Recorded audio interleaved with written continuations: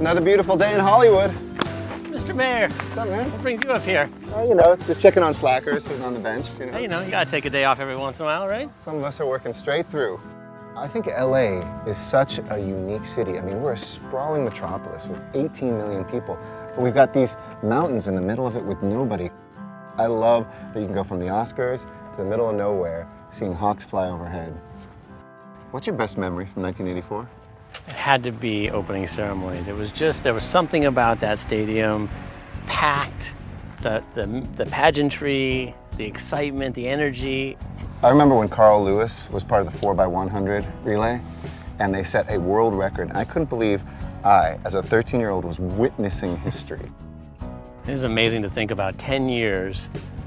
We're going to recreate that moment in our own way as a new city. And what's amazing for me is to sit here knowing that out there, a kid's going to start sports soon, and he or she is going to be actually in the Olympic Games in 2028. Exactly. The next Serena Williams, the next Carl Lewis, whoever it is out there waiting for this. That's what makes the city so great. It's amazing.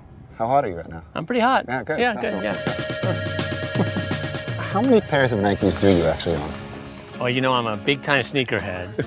So the chance to wear a new pair of hiking shoes today was definitely good for my sneaker game. Don't get them scuffed up, because these are vintage cherry, beautiful ones.